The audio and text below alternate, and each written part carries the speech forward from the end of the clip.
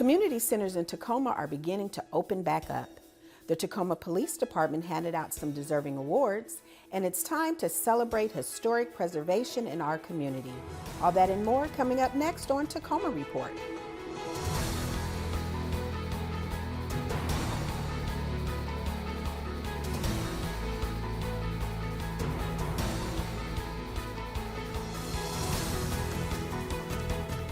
Hi, and welcome to this edition of Tacoma Report. I'm Laura Proctor.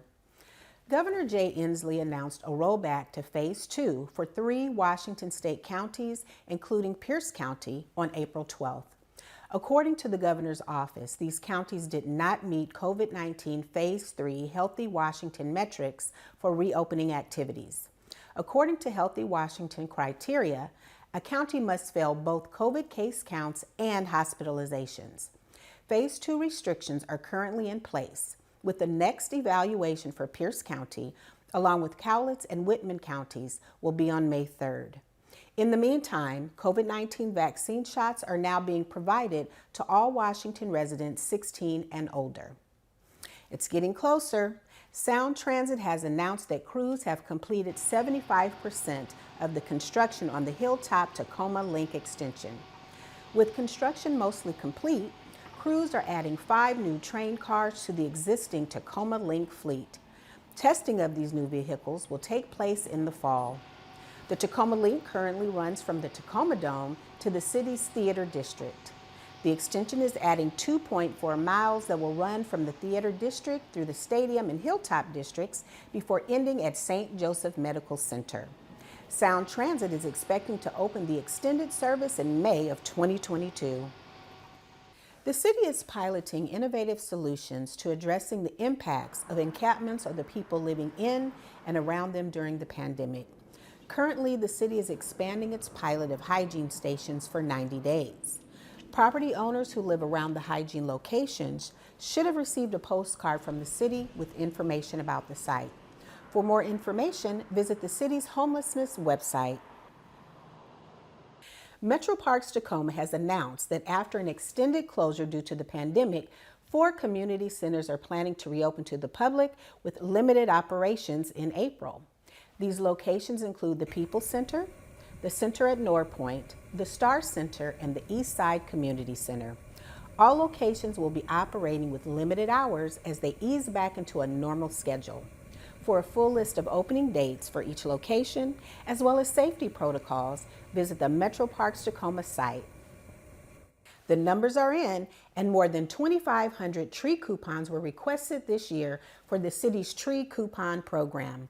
This is the highest number of $30 tree coupons requested in the program's 10-year history. The tree coupon program is a partnership between the city, county, and Tacoma Public Utilities to help increase the tree canopy in our area. The reason, says Urban Forest Program Manager Mike Carey, is the direct benefits to human health. Trees help to filter the air that we breathe, taking some of the particulate matter, some of the smog, some of the dust out of the air so that the air we breathe is actually cleaner and we have better health outcomes because of that. It also helps to reduce the urban heat island. The trees, they actually cool the temperatures adjacent to the home and adjacent to the places where they work and play and live. As of last year, 6,000 trees had been planted because of this program. To get on the tree coupon list for the fall, head to cityoftacoma.org/tree coupon. And if you happen to be one of the 2,500 people who requested tree coupons this year, that means you have some planting in your future. Tacoma Public Utilities wants to make sure you know exactly where to plant your tree, and the one thing everyone needs to do before you put that shovel in the ground. You definitely want to make the free call to the 811 call before you dig number. They will come out and mark where all of your utilities are, because you can have not only power, sewer, water, communication, and gas lines, which could cause you injury or cause you a lot of damage money-wise if you dig into that without making the free call to 811. This rule extends to any time you need to dig below 12 inches. So planting trees and any heavy gardening or landscaping you have planned for this spring, call 811. Public safety messages like this, employee training, and the tree coupon program are all reasons why Tacoma Public Utilities has once again received the Tree Line USA Award. This award, given by the Arbor Day Foundation, recognizes utilities who go above and beyond when it comes to quality tree care practices. The Arbor Day Foundation says Tacoma Public Utilities work not only provides beautiful trees for the future, but also yields long-term savings for customers.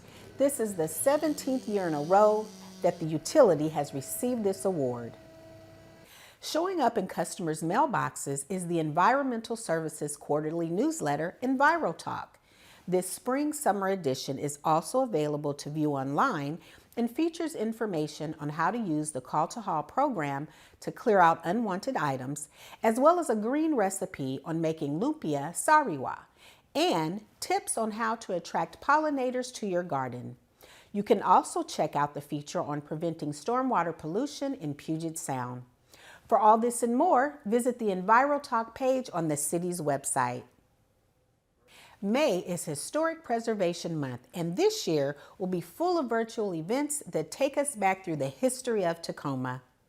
So we believe that historic preservation is essential to creating a livable and sustainable and equitable community and city. And we believe that it's also important to celebrate the role of history in our lives, the contributions that dedicated individuals have made to preserving tangible aspects of our heritage, especially the ones that have shaped the city and us as a people. And we hope that by hosting these events, we can encourage all of Tacoma residents to explore Tacoma's mysterious history and maybe uncover some stories that they were unaware of. For the full list of events or to learn more about the Tacoma Historic Preservation Office, visit the Historic Preservation webpage.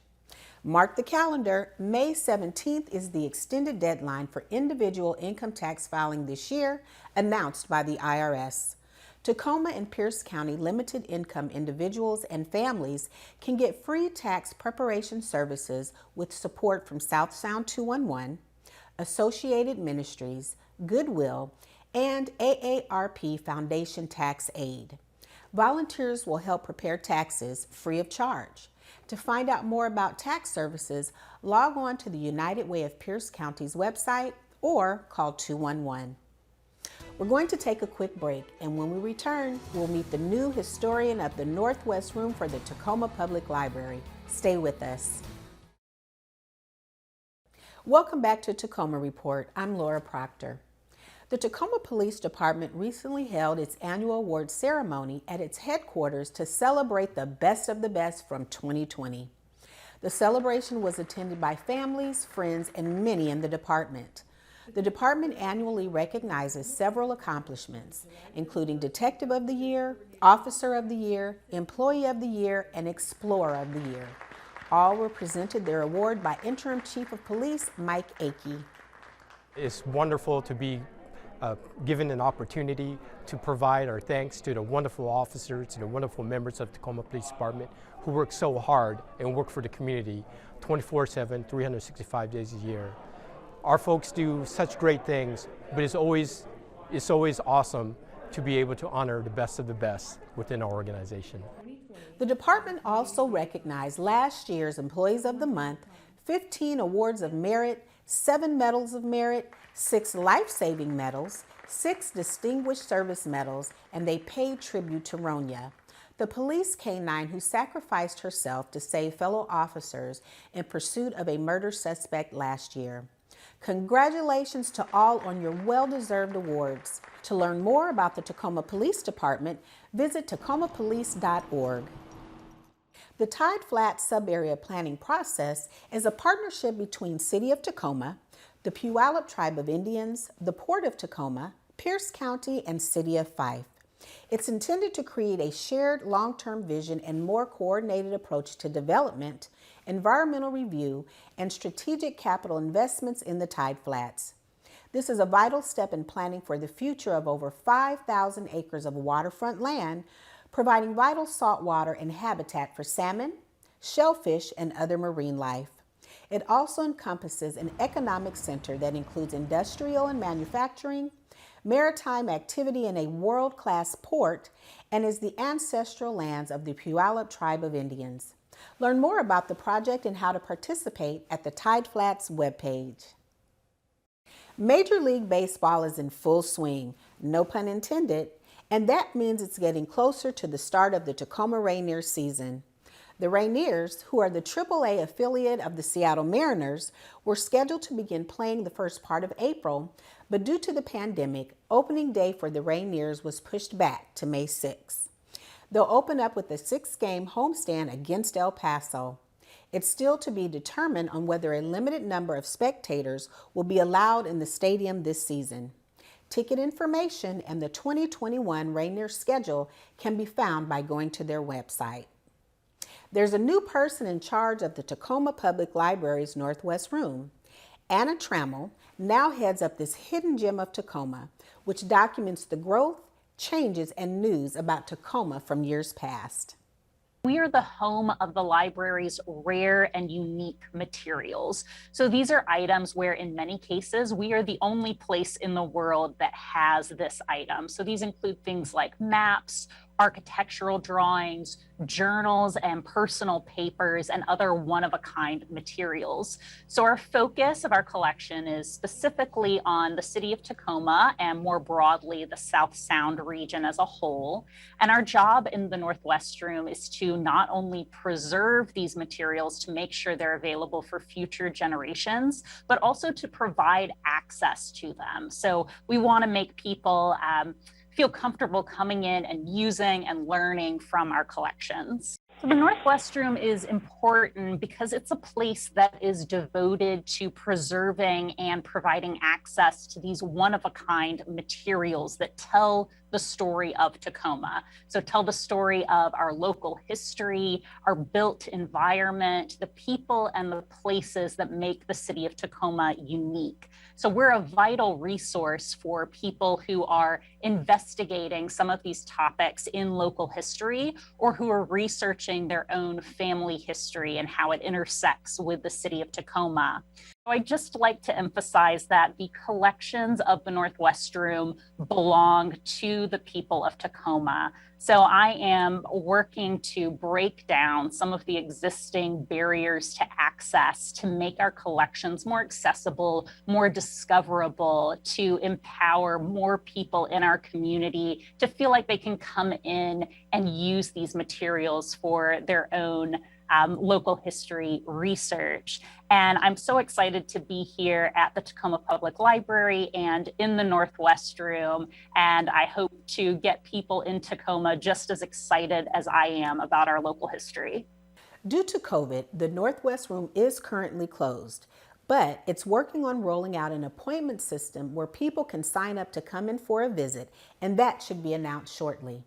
In the meantime, the Northwest Room has an extensive digital collection online that is available for anyone to see.